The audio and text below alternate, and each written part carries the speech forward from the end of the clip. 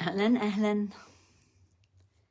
يا ترى في أي حد لحق يدخل معانا ولا لأ؟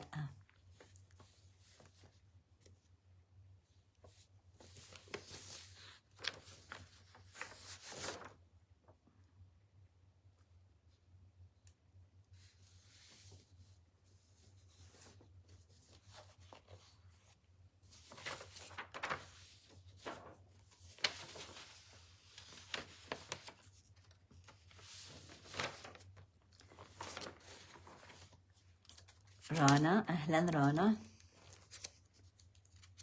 وريهام مجدي، أهلا ريهام.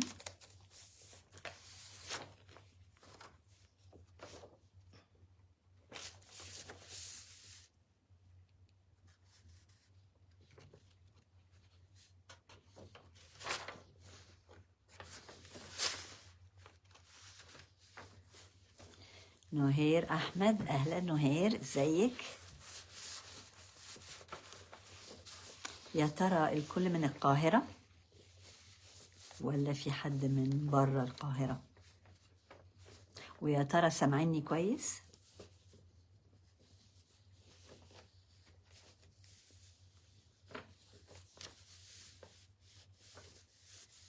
في طريقة الواحد يعمل thumbs up أو لأ؟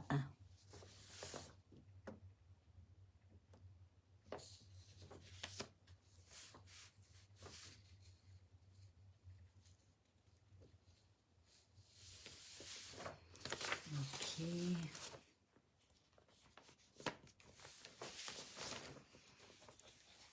بجمع الأسئلة اللي جت عشان أرد عليها. لو في حد عنده سؤال هيقوله لايف.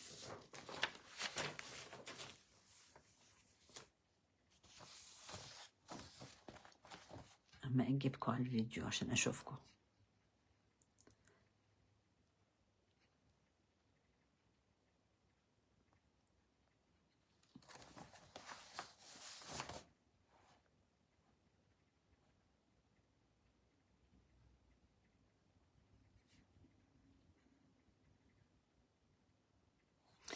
يا ترى عايزين تيجوا تظهروا على الفيديو ولا عايزين بس تسمعوا؟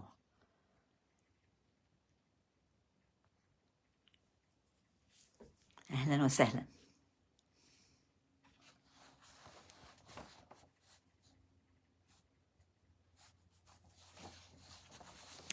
أهلا أهلا. طب الحمد لله إن الصوت كويس. يتهيألي بس دقيقة واحدة كده كمان وبعدين نبتدي.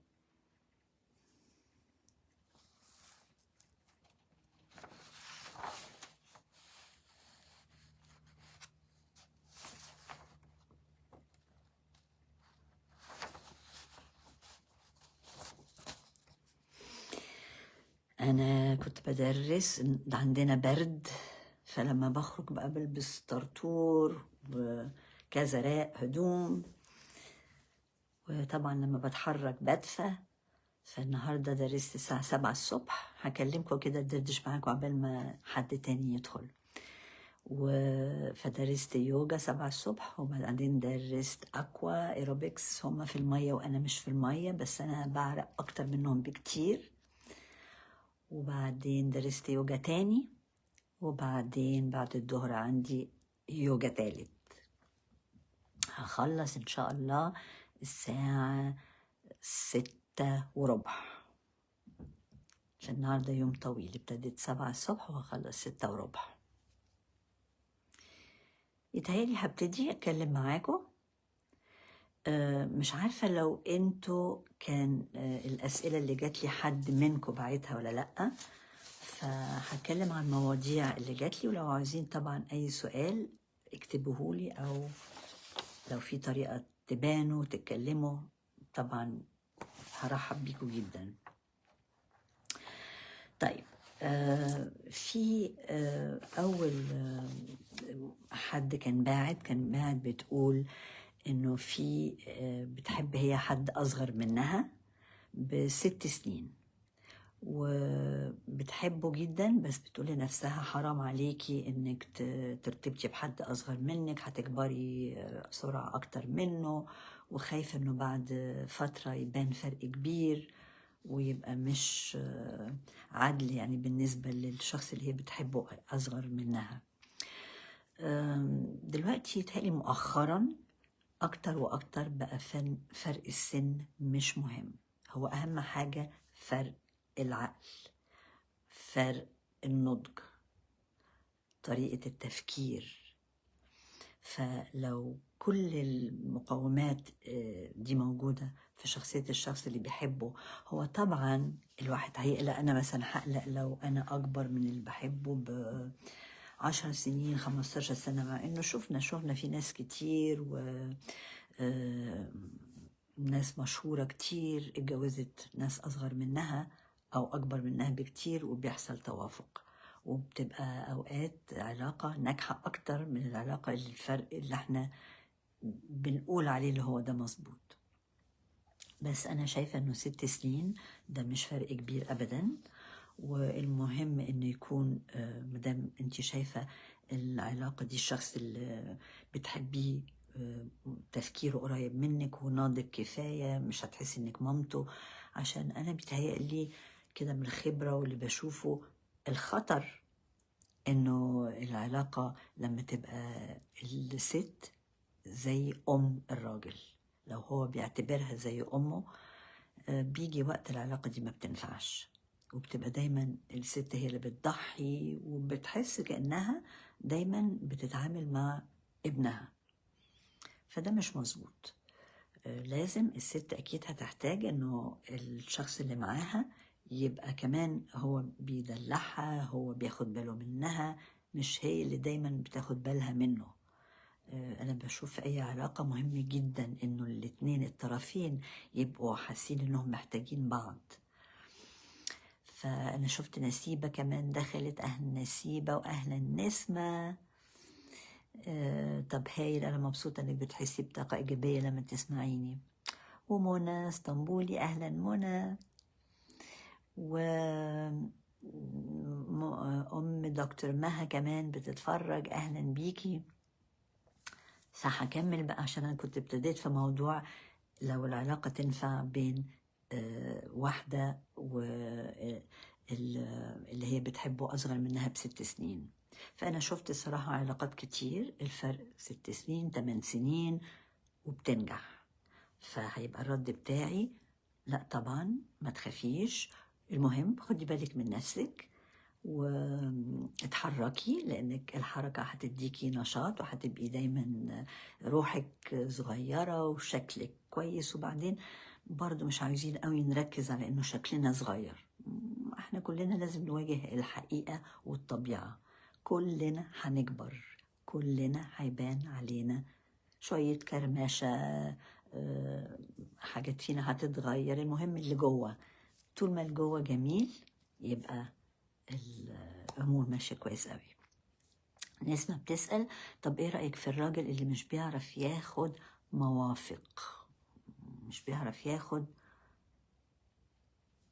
معلش متأسفة مش فاهمة يعني ايه مش بيعرف ياخد، قصدك مواقف يمكن؟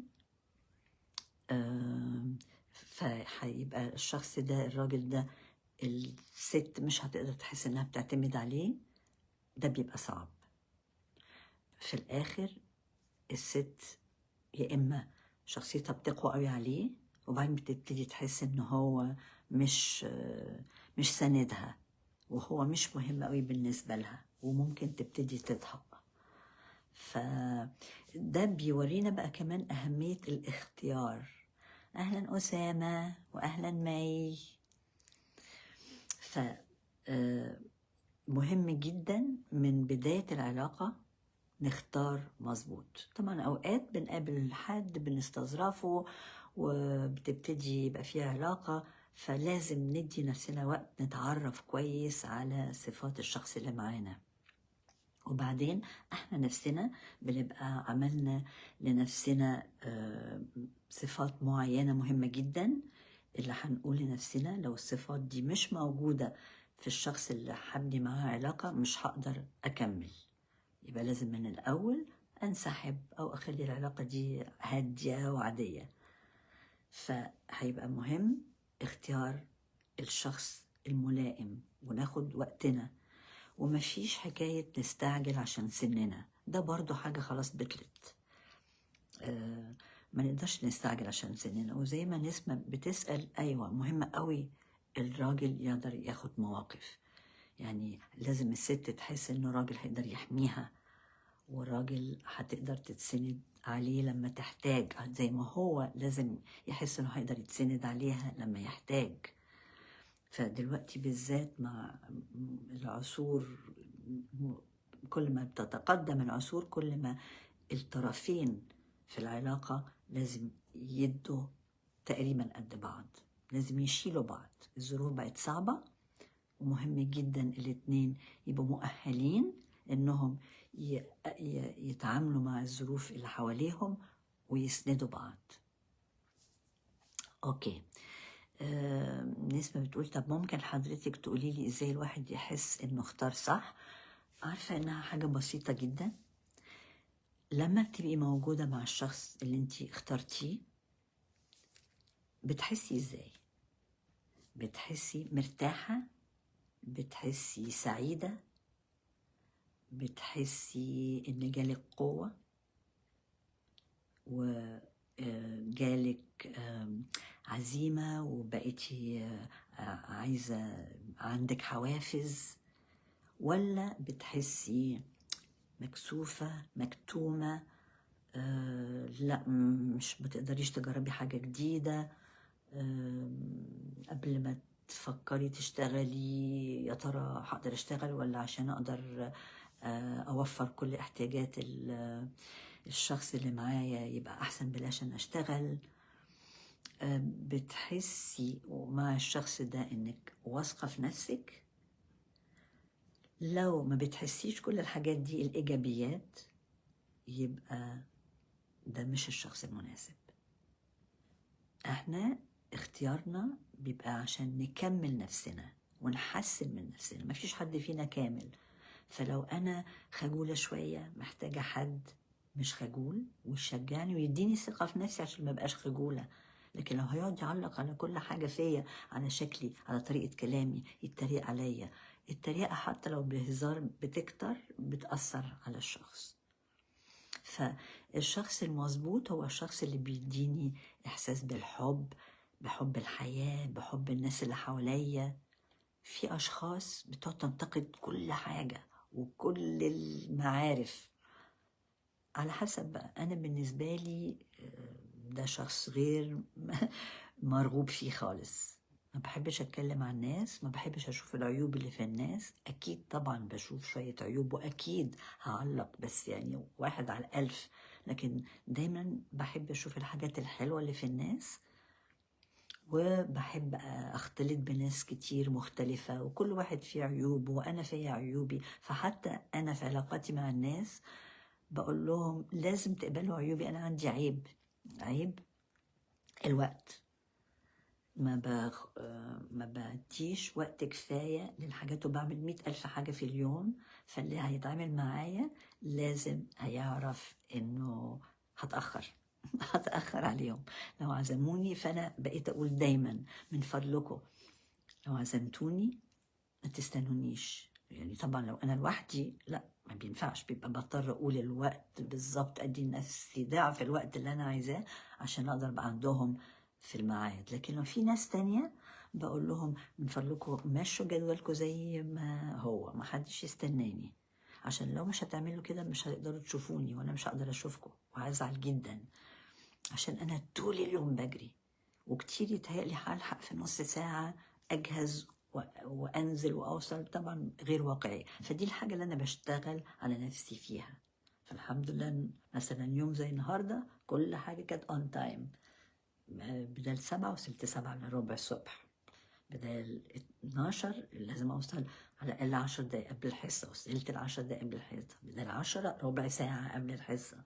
فبشتغل على نفسي وبقعد اكلم نفسي، عشان انا العيب اللي فيا زي ما بقول لكم بحب اعمل 100,000 حاجه. فاقول طب لما ابعت الايميل ده، طب لما اشوف الايميل ده دول عايزين مني ايه. فبعلم نفسي خلاص كفايه، اتحركي عشان تبقي on time. اوكي. نشوف دلوقتي.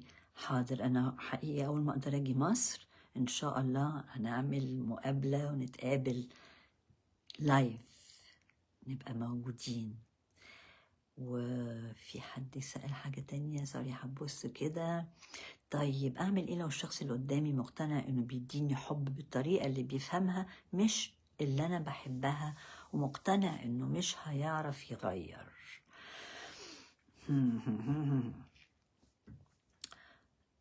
بيحصل. أعرف ناس كتير مش بتاخد الحب بالطريقة اللي هي محتاجاها. ده بياخد وقت. لو الشخص اللي قدامي فيه مميزات تانية كتير وبيريحني بطرق تانية، ممكن قوي بالتدريج. أولا مش عيب إني شوية شوية أدلع عليه، أخليه مثلا لو أنا محتاجة أتحضن ممكن أقول له من فضلك أحضني. أكلمه مثلا، أسأله، أجيبها بالطريقة دي برضه، أسأله أنت إيه طريقة الحب اللي بتريحك؟ فأدي لنفسي فرصة أقول هو أنا بقى طريقة الحب اللي بتريحني كذا كذا، فأقعد أجرب بكذا طريقة. وزي ما بقول برضه هعيد تاني، مش عيب إن الواحد يتدلع على اللي معاه. أقول لكم الصراحة، أنا شخصيا ده شخصي، بحب قوي أتحضن وبحب أتدلع فبطلب ده.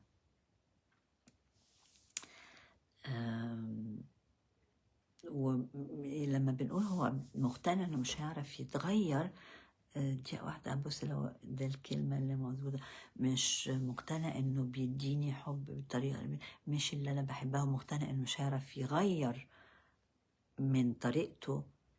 مش المفروض نحب الناس باللغة اللي بيفهموها عشان يحسوا بالحب ده؟ طبعا طبعا. عشان كده كمان مهم قوي نعرف اللي معانا ايه الطريقة اللي احنا بنحبها، وأمارسها مع الشخص اللي معايا، فيمكن يحس هيشوف دي الطريقة. ايه كمان؟ اوكي، ممكن اعرف ازاي الواحد يقدر يحب تاني بعد لما اتخان. فعلا دي بتبقى حاجة متعبة. أعرف ناس كتير حصل لهم خيانة وقفلوا تماما من ناحية الجنس الآخر، لأنه ممكن الراجل بيخون، ممكن الست بتخون. طبعا دي صفة وحشة جدا في الإنسان، ومش معناها إنه مفيش حد بيغلط، لا، في ناس بتغلط، بس الناس اللي بتحب حقيقي الشخص اللي معاها بتصلح غلطها على طول. أولا بتعترف بغلطها، بتبعد عن الطريق اللي هيجرح الشخص اللي معاه. بس طبعا الخيانة بتجرح جدا، فممكن نبص لها برضو بطريقة تانية. دايما بعلم بناتي، ولو جات لي أي فرصة تانية بعيد، أحاول قد ما أقدر ما اديش فرصة للشخص اللي معايا إنه يخوني. طبعا إزاي؟ صعب شوية، لأنه في حاجات ممكن وفي حاجات مش ممكن. إزاي؟ أولا إني أهتم بنفسي، وإن أبقى أنا نفسي فيا الصفات اللي أنا عايزاها تبقى في الشخص اللي معايا، فأبقى مرحة، ما أجيبش كآبة في المحيط بتاعي ومع الشخص اللي معايا. دايما ألاقي فرص، حاجات تضحكه، حاجات تضحكنا احنا الاتنين، أشوف الحاجات الحلوة، يعني أبسط حاجات. أنا كتير بيضحك عليا لما أقول، أقف مرة واحدة الله بصوا القمر. في أوقات حاجات فعلا حلوة، ولو الواحد شافها بتدخل بهجة. غير كده بهتم بنفسي، يعني مش هحب أبدا إنه ولا أرجع من الشغل لجوزي شكلي وحش، ولا أكون أنا في البيت وجوزي اللي يدخل عليا ويبقى شكلي وحش، وما أحبش كمان هو يبقى مش مهتم بنفسه. دايما لازم الواحد يبقى حلو كده مهندم وشكله لذيذ. فأحاول ما اديش فرصة للشخص اللي معايا يخوني. كمان اللي بيزود الموضوع ده أنا شايفة في العصر ده إنه كتير قوي الكابل بيبقى كل واحد واخد طريقه، كل واحد عنده أصحابه، بيخرجوا كل واحد في ناحية، فبيتعرفوا على ناس تانية، وبيبقى في فرص كتير إنه تحصل خيانة. فبرضو كنت دايما أنصح بناتي لما الواحد يتجوز أحسن حاجة يخلي أصحابه هو نفس أصحاب جوزه، يبقى عندنا أصحاب مشتركة بنخرج مع بعض. يعني الصراحة أنا كان جوزي الأولاني الله يرحمه مثلا كان 40 سنة متجوزين، عمره ما قال لي أنا رايح لأصحابي لوحده. وأنا بالعكس أوقات كان بيتعزم، كان هو في مجموعة سباقات الرالي كان بيتعزم فيها ويقولوا رجالة بس، كان يقول بس تعالي معايا يا سامية. وأنا نفس الحاجة، ما بحبش أخرج لوحدي، وأصحابنا مشتركة لأنه كمان اليوم احنا كل واحد بيشتغل فبنبقى بعاد عن بعض. فلو كمان الوقت القصير اللي احنا فيه مع بعض كل واحد راح في حتة، ده بيوجد سبب الخيانة. فيبقى عشان طيب حصل خيانة واتجرحت جدا وعارفة ان اللي قصادي مش ندمان ومش هيتغير، طبعا هبعد عنه، بس ادي لنفسي فرصة طبعا احب تاني. مش شرط، في زي ما في ناس بتخون في ناس كتير ما بتخونش، فلا ادي لنفسي فرصة بس ابقى واخدة بالي.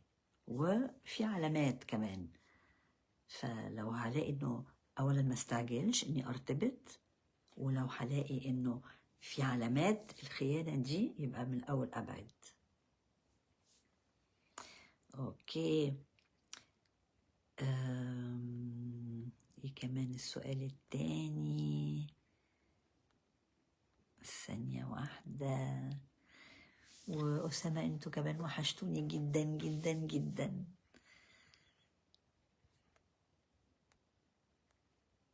اوكي.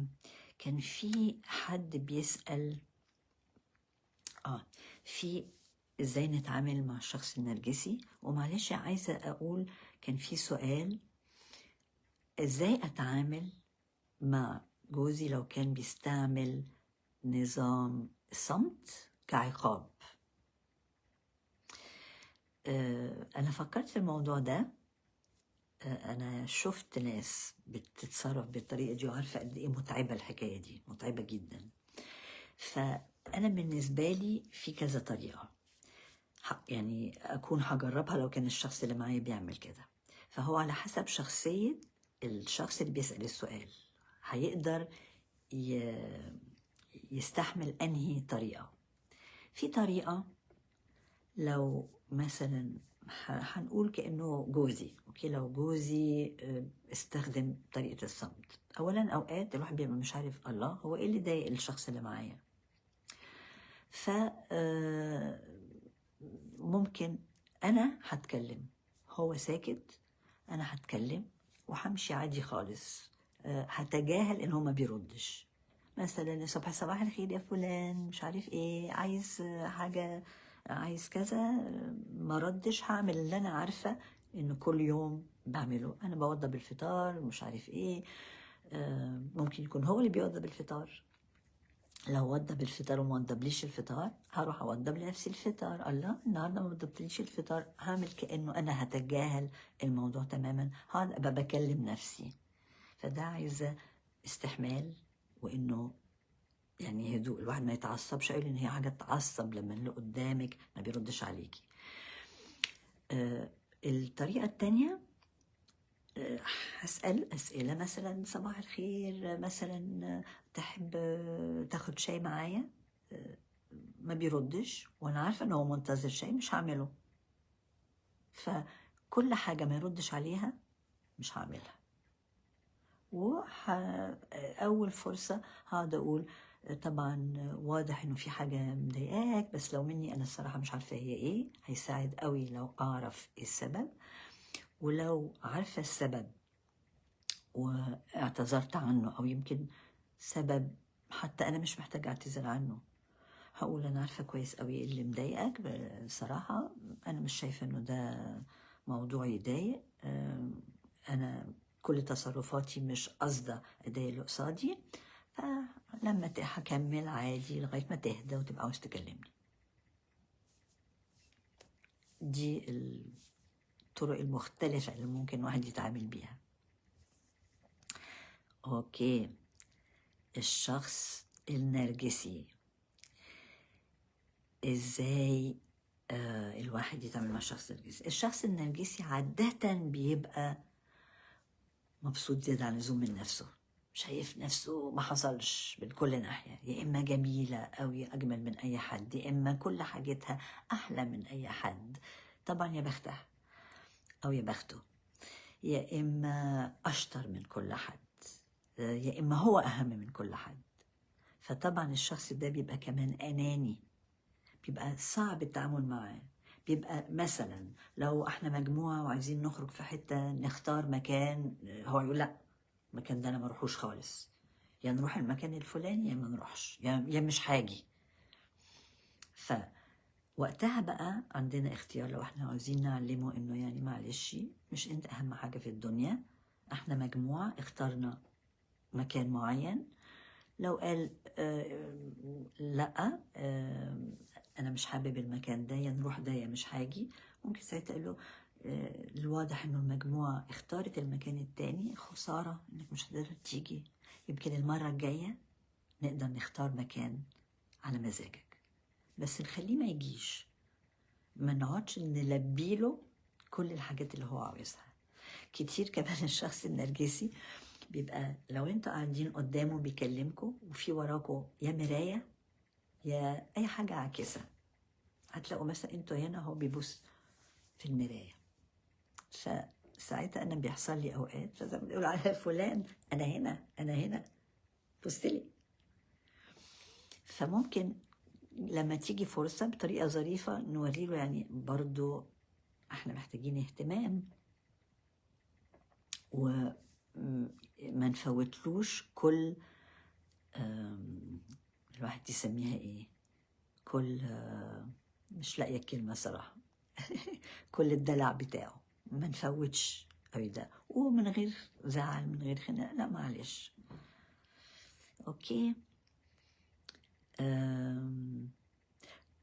طبعا برضو معاه ما نضحيش زيادة عن اللزوم، نضحي شوية، ولو لقينا ان هو ما بيضحيش خالص يبقى نقف عند حد معين، عشان برضو الشخص ده لازم يحس انا كمان لازم ادي، ما اقدرش اقعد اخد اخد اخد.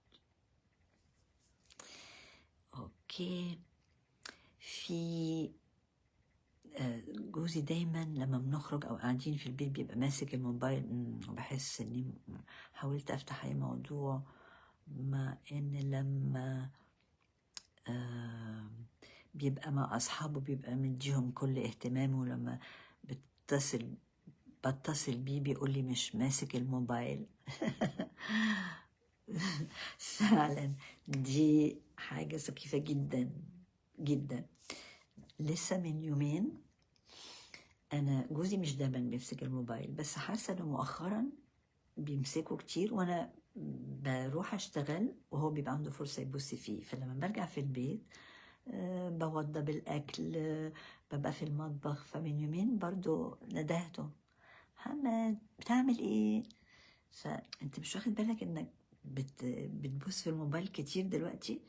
فمثلا طيب ما انت مشغوله، وفعلا انا لما ببقى مشغوله في المطبخ ما بحبش حد يقعد يسالني اعمل لك كده اعمل لك كده او اساعدك. طبعا يا حرام دايما بقول لا، لا متشكره، انا هعمل ده، اصلي انا يا اعمل حاجه من اولها يا اما انت تعملها كلها. فقلت له لا معلش، تعالى اقعد هنا على الكرسي ده واقعد ارغي معايا، احكي لي عملت ايه النهارده، ايه الاخبار اللي سمعتها. ففعلا حكايه الموبايل، بعدين خصوصا لما الواحد يخرج بقى كمان، لو خرجنا انا عندي قاعده حتى من غير ما نخرج في البيت ممنوع الموبايلات على الترابيزة، ممنوع تماما. ولو لقيت موبايل بروح شايلاه بحطه بعيد، سايلنت، ممنوع. فبرضه بطريقة ظريفة الواحد يبتدي يطلب. وبعدين حقيقة حاجة تضحك إنه لما بيكون بره مع أصحابه بيقول الموبايل مش معايا، مع إنه ساعتها بقى اللي مفروض يعني يبقى برضه الواحد حاطه على فايبريتنج، لو عشان لو حد في البيت حصل طارئ لازم نعرف نوصل لبعض. لكن بشويش بشويش برضه نطلب إنه نخفف الموبايل ده طول النهار، لأنه ده بيبوظ العلاقات تماما تماما. ايه كمان؟ نسمة بتسأل ممكن نصيحة عامة للحياة؟ طبعا النصيحة العامة فعلا بصوا على كل حاجة حلوة في الحياة. في حاجات كتير مش حلوة لكن في حاجات كتير حلوة، وطبعا هي النسبة والتناسب. في فترات هتبقى حاجات كتير قوي مش كويسة، وفي حاجات احنا ما نقدرش نعمل فيها حاجة مش بإيدنا، بس اللي بإيدنا نساعد التخلص على الشعور الكئيب.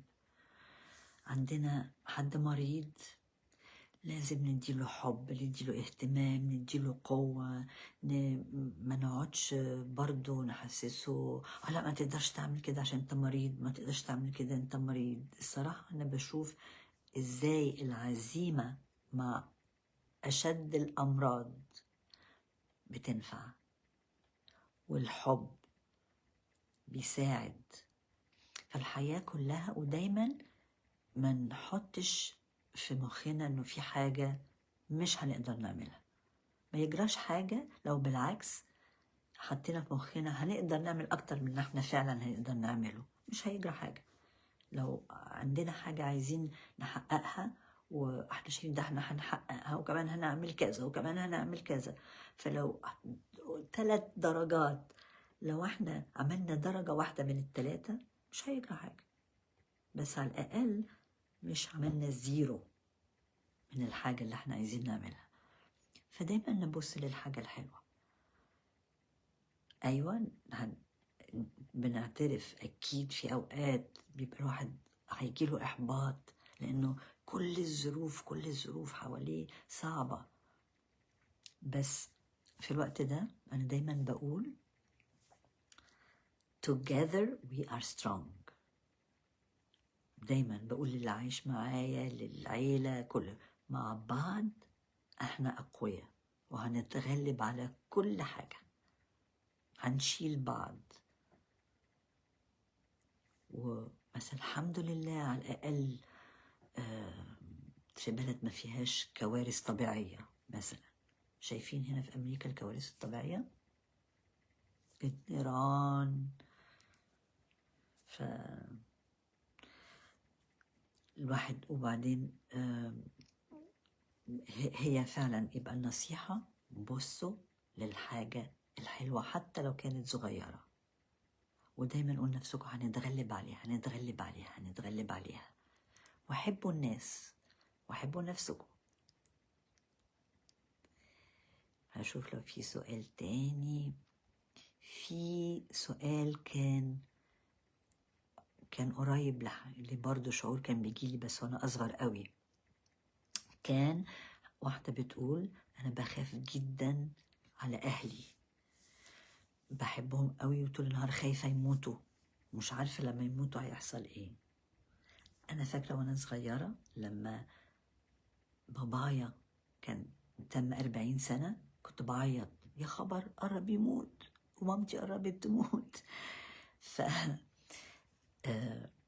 بعدين الحمد لله ما ماتوش في وقتها.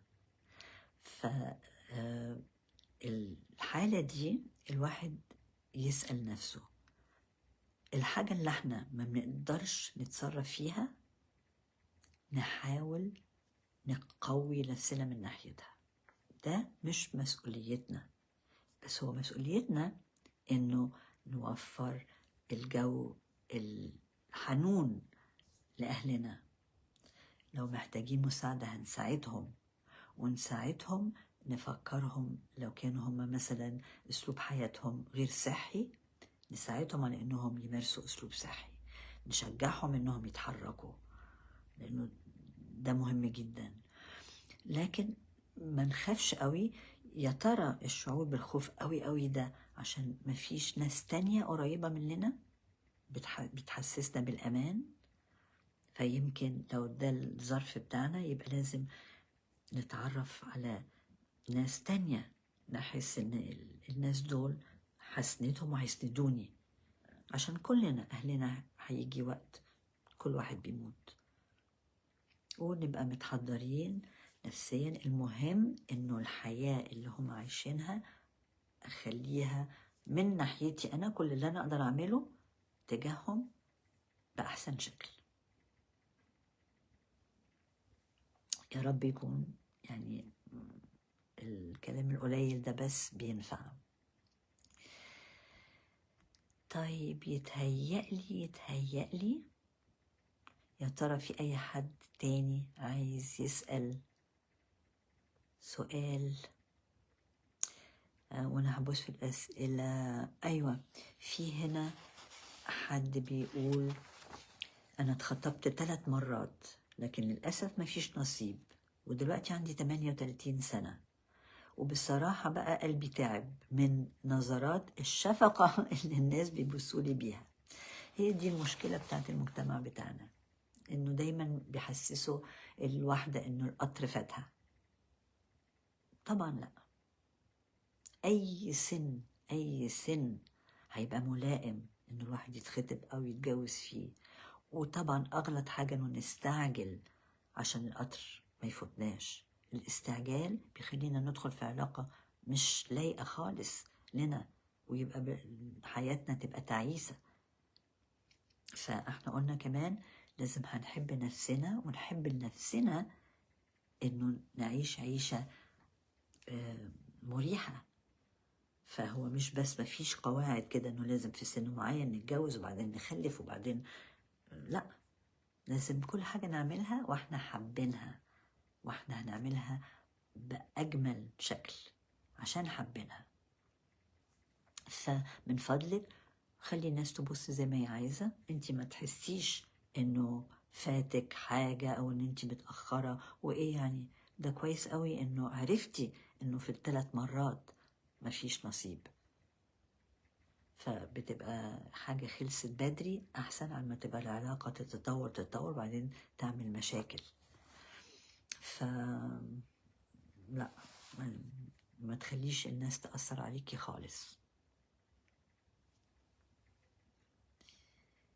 في أي حد محتاج يسأل أي سؤال تاني ولا نخلص كده؟ ببص تاني لو في سؤال. ما أظنش. لا، قلنا هنتكلم خلاص، اتكلمنا عن الشخص النرجسي. واحدة بتقول ما فيش حاجة مضمونة مع الرجالة وأوقات في كمان ستات ما فيش حاجة مضمونة معاهم. فهي على فكرة بقى ده يخلينا ناخد بالنا بنربي ولادنا ازاي. القيم مهمة جدا جدا. بقى أصعب دلوقتي، كلنا بقينا نتفرج على مسلسلات وحاجات ما فيهاش قيم. فاللي بيساعد على إنه الواحد يبقى مضمون لو القيم بتاعته قوية. فمن فضلكم لو عندكم ولاد، أولا تعاملوا الولاد زي البنات تقريبا، والقيم. اوكي، متشكرة قوي قوي قوي قوي. ازاي نقدر نتأقلم على وضع مش حابينه بس مضطرين نتعايش معاه؟ طيب، فعلا قليل بيحصل ده، بس بيحصل. احنا في الاول لازم نعلم نفسنا ازاي ما ندخلش نفسنا في وضع مش عاجبنا. لكن في اوقات غصب عننا فعلا بيبقى في ظروف بتخلينا، مثلا هقول حاجة، مثلا أنا كنت عمري بكون أحب إني أعيش مع جوزي في بيت يا أهلي أو أهله، بس أنا عارفة إنه في ظروف بتخلي ناس تضطر تقبل الظرف ده. فساعتها مهم جدا أنا أتفاهم مع جوزي إزاي مش هنخلي حد يتدخل في حياتنا، لأنه لما موجودين في نفس البيت أولا الخصوصية مهمة جدا، فما كسفش إن أحط برضو حد وخصوصية لنفسي مع حماتي مع حماية. مثلا مش هيبقى مقبول إنه أي حد فيهم يدخل مرة واحدة علينا، لازم نخبط، فساعتها الواحد يقفل الباب. مع جوزي أو مع مراتي يتفق مفيش تدخل، ما نقعدش نشكي بعض لأهلنا، نخليهم قد ما ممكن حاسين وفاهمين إنهم مش هيقدروا يتدخلوا في حياتنا. فطبعا صعب هو إزاي مثلا ظرف مضطرين مثلا نقعد في شغلانة عشان محتاجين الدخل بتاعها، بس احنا مش مستريحين. ف ايه اللي مخليني مش مستريحة في الشغل؟ لو كانوا ناس معينة هبعد عنهم. لو كانوا مثلا الإدارة نفسها برضو ممكن قوي أروح أتفاهم مع الإدارة، أقول لهم يا ترى ممكن نغير الطريقة الفلانية دي، لأن دي مثلا يا إما بتخلينا ما نعرفش نشتغل كويس، يا إما إحنا عايزين مثلا نجدد المكان اللي احنا فيه، يا ترى ممكن نتعاون ونوجد مكان أحلى شوية أريح. فالمهم إنه لازم فعلا نلاقي طريقة نتعايش مع الوضع، وبعدين لو الشغل مش مريحني يبقى فعلا هبتدي أدور على شغل تاني. مهما كان الشغل الناس بيحبوني وكده، لكن لو زادت الظروف اللي مخلياني مش مستريحة في المكان بتاعي، برضو من غير ما أجرحهم هدور على مكان تاني، ولازم أبص لمصلحتي. الأول هديهم فرصة، لأني هقول لهم إيه اللي تعبني في المكان، وإنه مع بعض نجرب نحسن البيئة اللي احنا فيها. لو لقيت إنه مش هيبقى ممكن يبقى ساعتها هختار أبعد. أوكي، طيب لو كان القسوة من أقرب الأشخاص إليكي بتتعمد توجع قلبك وإنت مش قادر ترد عشان ربنا وصانا عليهم، اللي هم الأهل. لكل حاجة في حدود، لكل حاجة حدود. يبقى حتى أهلي لو قاسيين عليا زيادة عن اللزوم هحط حد للعطاء، وهحط حد للتواجد معاهم، وأكيد هيسألوا إيه اللي حاصل، مش بنشوفكوا كفاية. ساعتها الواحد يقول ليه، عشان الصراحة التواجد معاكوا بيأثر عليا جدا، بتجرحوني، بحس انكم بتقسوا عليا. بس لو مفيش اي تغيير حتى للأسف مع الأهل هنضطر نحط حد ونوقف الضرر اللي هيجي علينا، لأنه لو احنا الضرر ده جه علينا هنأثر على ولادنا، هيأثر على الناس اللي حوالينا، مش هنقدر احنا نتعامل كويس مع ناس لو احنا موجوعين. فلازم دايما نقفل مصدر الوجع.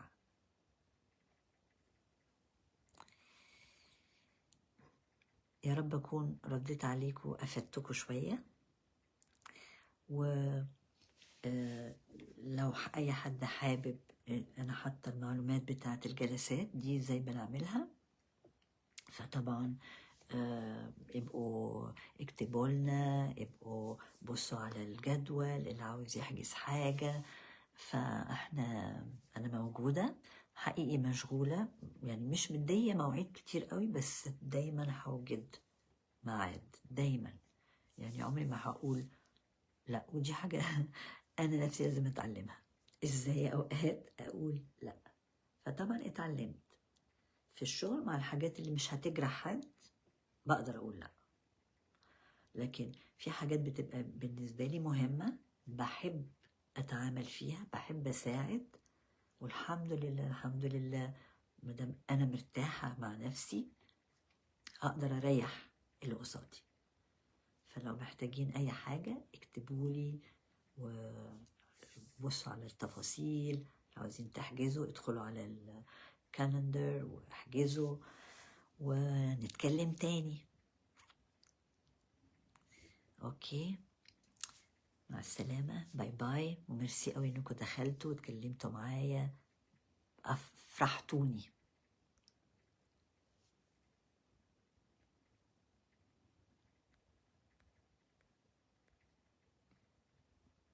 مع السلامة.